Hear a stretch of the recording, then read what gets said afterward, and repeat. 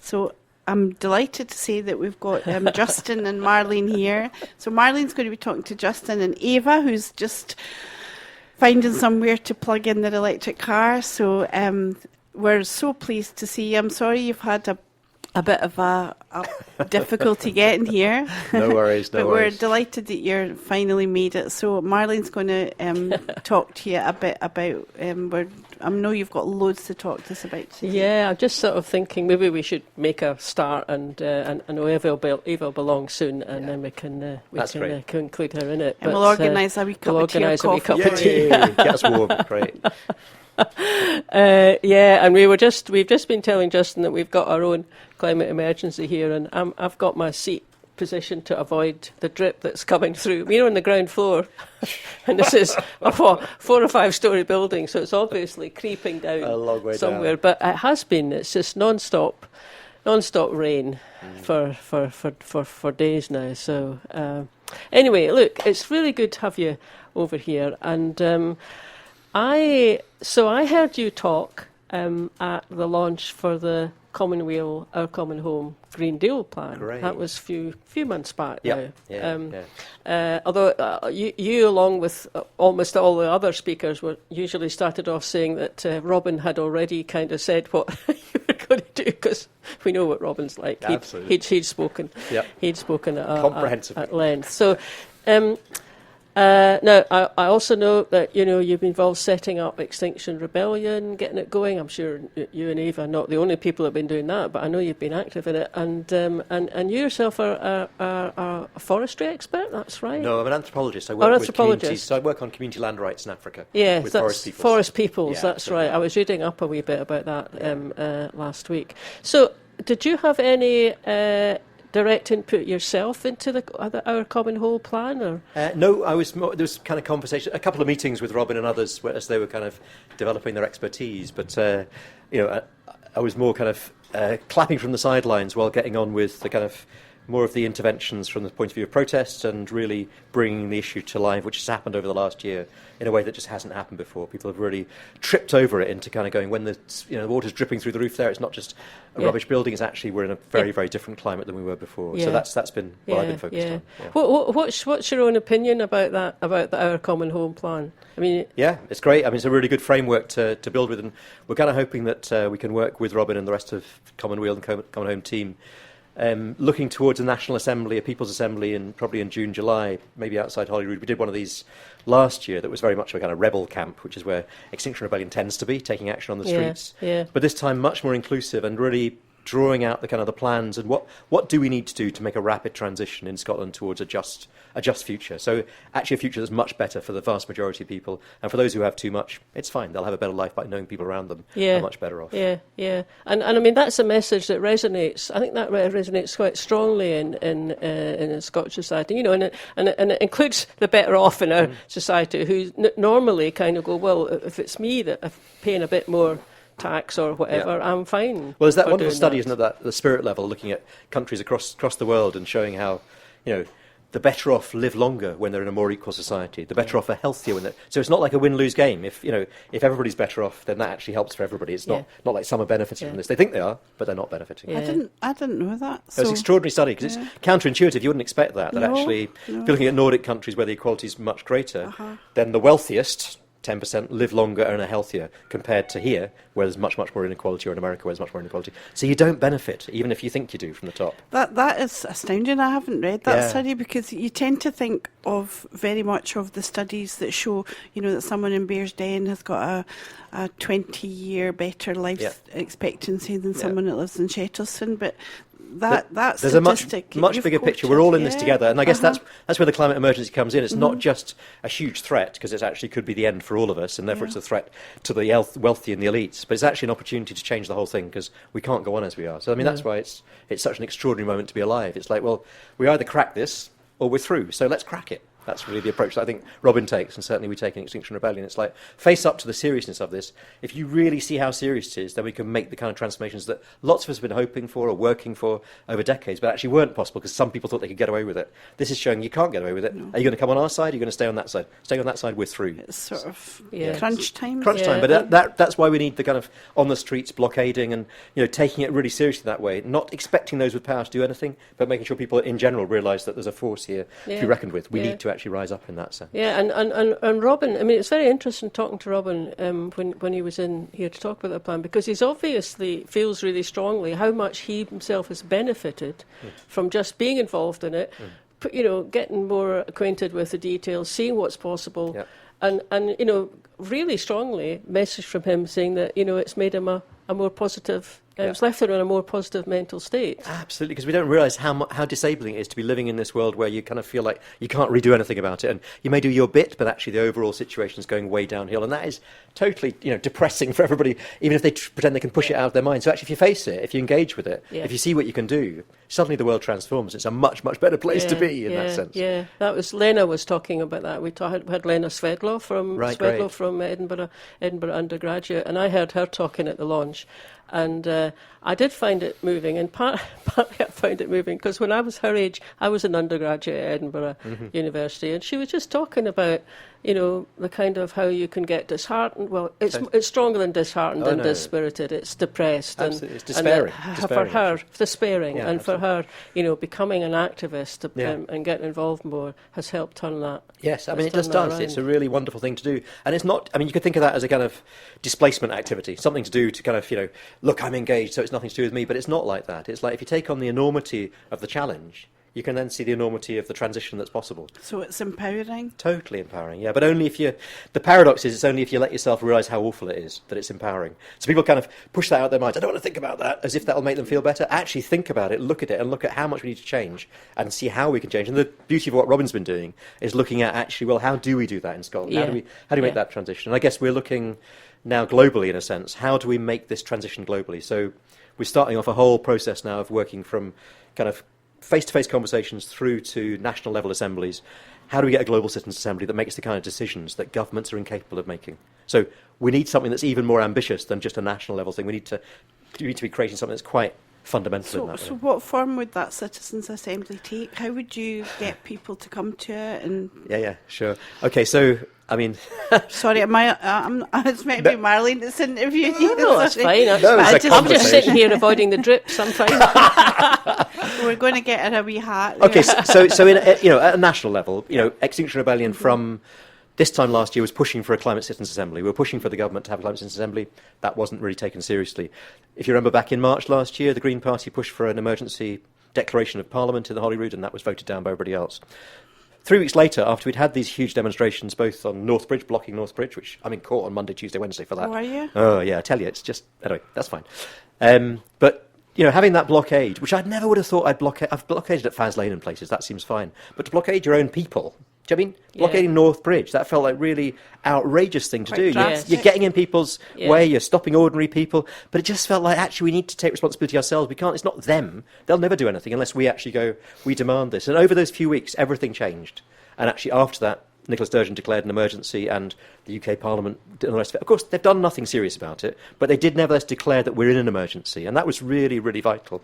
So that then led to us pushing for a Climate Citizens' Assembly, and the Greens were on board, and Labour, and then SNP too. And then we got that. So the Climate Citizens' Assembly is going to be starting in this autumn.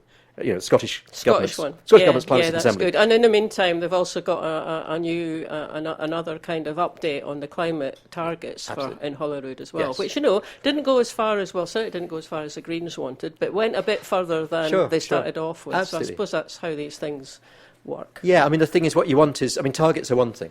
I mean, they're saying you'll do something. It's then what your action is. But they're not to be taken lightly. Targets are important, and statements of emergency are important. It's only if you believe people will do anything because of them, then you're foolish.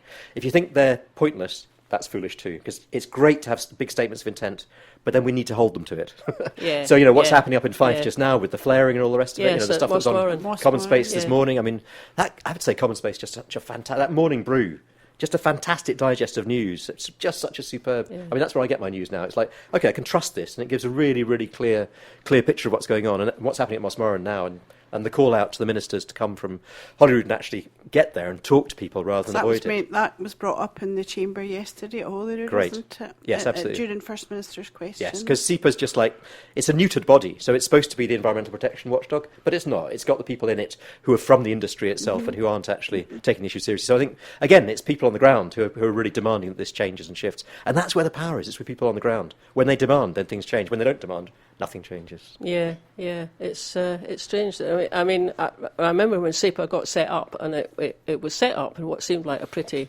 good way from the point of view of the science. And I haven't followed it closely enough to know quite but the balance has shifted. I'm sure there's a lot of scientists still in SEPA who really, really want to go on and do these things. This is what you find in all these institutions. I found that because I work in Africa, so World Bank, United Nations Development Project, all these governments, there's always brilliant people. It's not that they're not brilliant in there, but they feel timid, they feel disempowered. They're sort of hidebound they by are. So you've got these fantastic big institutions, you think, that's powerful. You get in there, and each person in there, they're really good, but they feel like they can't do what they're supposed to do. So there's just something about how do you liberate people to actually be, like you say, those scientists in there will be brilliant, but they know there's somebody above them who's saying, well, actually, we can't really say that for political reasons, or we can't, there's that kind of the timidity that comes in, which they don't mean, but they're saying, well, got to be realistic, and we have to be realistic differently. We have to just tell the truth right the way through SEPA. In that way. Yeah. And I mean, I think it's also just come back to what you said about, in a way, you have to face the worst of it. Yeah. You have to face the truth of what's involved, which it's not that the planet's at stake, nor is life on the planet at stake, but perhaps human beings' place on it. Absolutely. Is at stake. Yeah. And in a way, it's interesting. You really face up to that, and then perhaps a chink opens up. Well, then you're fearless, because actually, once you see that, that's what you're up against, not your boss telling you shouldn't say this or whatever else. So, all these messages about, well, why are you saying this and what's your... It's like, I don't care about that nonsense. Just tell the truth and tell the truth honestly, and so that it does change it really dramatically. If you face up to what's going on, you're then free to live your life, or do your job if you're a SEPA or whatever else. I mean, and it's. I mean, again, I was reading about the Extinction Rebellion protest in Cambridge the week, and. Was it Trinity College's lawn? It was Trinity College, dear, poor old Trinity, they'll not be happy. But, it's grass, it'll grow again. What happened there? They dug up, they didn't dig it up, but they dug through the lawn in Trinity College. It's more than that. You're not supposed to walk on that grass unless you're a professor. So these ecological issues are not just about the environment, they're about the inequality and the systems of domination that are causing it. So they were digging it up to kind of say, look, take this seriously. Yeah. It's a symbol. It's a symbol, exactly. I mean, I was thinking, it's just Trinity College, it's just a grass that will grow. I was sort of thinking, if they ever dare to do it on the hallowed turf at Lord's, I'm not going to be quite so straightforward about it, because I'm a bit of a cricket fan. Yeah, but that's not that. They weren't doing it. No, I mean, I'm sure they wouldn't, because that's an insight. That would be insane. I mean, is that not something the anti-apartheid campaigners did back in the day? They might have well have, actually. They dug up the cricket grounds, and I mean, that was just like beyond the pale. It was beyond the pale. Can I just ask you a quick question? While I get the chance, James E has asked a question in our.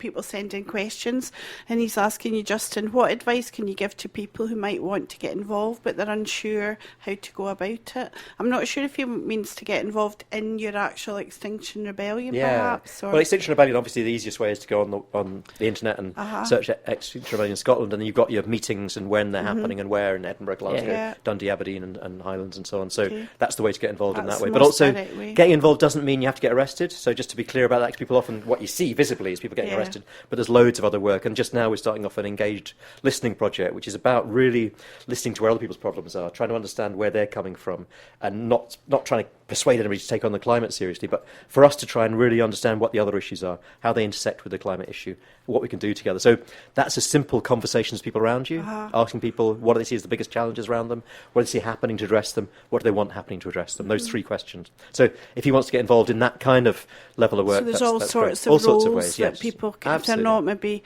up for getting to jail. No, and also even in those situations, you can be a legal support person who's observing what's happening. You can be a welfare person, making sure go to court and go to court. witness. I'm in court Monday, Tuesday, Wednesday in Edinburgh. You want to come along there, mate? I'll be there. Is that in Edinburgh? In Edinburgh Chamber Street, yeah, up in front of the sheriff again. I mean, So, yeah. I was just still thinking about Cambridge, because as well as the Trinity College lawn, there was also there was blockades. I think it was down at Trumpington Road and round about that end of the city. And I picked up one comment that was from one of the blockaders who. A woman who was anticipating getting arrested. And she said, this is a quote, "I have lost so much hope that I have surpassed my depression, and my soul will only feel like I'm doing the most I can when I'm in a jail cell or giving up my life." And I went, well, that's a bit... pretty strong. She was arrested. She was arrested later on for spraying paint at a university building, which is being funded by a petroleum company. Yeah. Well, partly funded, Yes. but it's galling that that's still happening, especially at universities. Well, I mean, I work in Africa with forest communities, like I've Yeah. said before, and that when their land's been taken from them, this is the lands they've been taken care of forever and been taken care of forever, and they have one guy there, I said to him, why does it matter to you to stay on your land rather than be moved somewhere else? He said, imagine that you were asked to be moved from your family and to go and have a wife and kids elsewhere, but they're not your wife, not your kids. That's what it's like for us to move from our land. And I realised the depth of connection they have with the land, and they were saying, we will stay here, not fight, because they're not violent, the people I work with, but we will be killed rather than move from our land. And I think that's now the feeling that's spreading right across, so that people like the woman you just quoted, are realising that actually this land, our land, the whole place, the planet, or the particular bit that you're identifying with, is under real threat, and actually you will do everything you can, bar violence, because we're utterly peaceful, we'll do everything we can to be able to stop that. And it's that deep sense of tragedy of what's happening, and also tragedy always means it's unnecessary. This doesn't need to be happening. It's not like a meteorite hitting you or something that got the dinosaurs extinct. This is us unnecessarily doing it to ourselves. It's only inequality that's causing this. Yeah. It's nothing else. Yeah. We could just live in a more equal way. In which be part of fine. Africa were you in different places? So or? I work in the forest belt, but at the moment mostly in Kenya and Congo. So And do you think your work there has had a big impact on you in terms of your attitude to the kind of activities that you want to take on here? Well, I kind of grew up, my dad was a Church of Scotland minister in the Iona community, and we moved down from Iona when I was 3 or 4 to Notting Hill when it was a slum in London. It was the worst bit of London for Rachman and the whole awful stuff. So he was right into housing. So I kind of grew up around that Church of Scotland tradition, which is very much around taking care of each other, but also respect for the natural world. And if you listen to the hymns there and the prayers, they're all very, very earth-centred. So though I'm not a Christian in that official sense, I have to say now, in terms of, I'm very deeply kind of grew up through that, and that sense of caring for others is really where you get your deepest sense of self from. You're most fulfilled when you're taking care of others. That it's just reality, you know that. So there's that. So then when I started being an anthropologist, and I did go to Trinity College, there you go, where the lawn's being dug up, that's why I know about that. I discovered anthropology. I never heard about anthropology. What's that? I went to do English and changed it. Then I discovered this subject called anthropology. It's like, what the hell? This is showing you how other people live, and there's amazingly other ways. You don't have to be human in this completely unequal system we got. You can be human in all these diverse ways. So yes, going out to Congo at that point, lived out in the rainforest with hunter-gatherers for a year and a half. I mean, goodness. It was extraordinary, and just kind of like, and the kind of equality they've got there, and the way in which men and women have roles, but they can swap them round, and the level of dad's engagement in childcare, and the level of humour. And I mean, a friend of mine was working with a group where they had the same word for play as they have for ritual. Like it's the same thing going Very on. good. So Yeah. kind of places where you don't have hierarchies of what's important and not important. Everything matters. So yes, being an anthropologist working in those areas has really rejuvenated me and kind of going, okay, it's perfectly possible to live differently in a way that really does take care in that way. So what's gone wrong here? Why do we live in this particular way? And obviously colonialism was a big part of that. And then capitalism and other forms that have come from that have been a big part of that. But it doesn't need to be like that.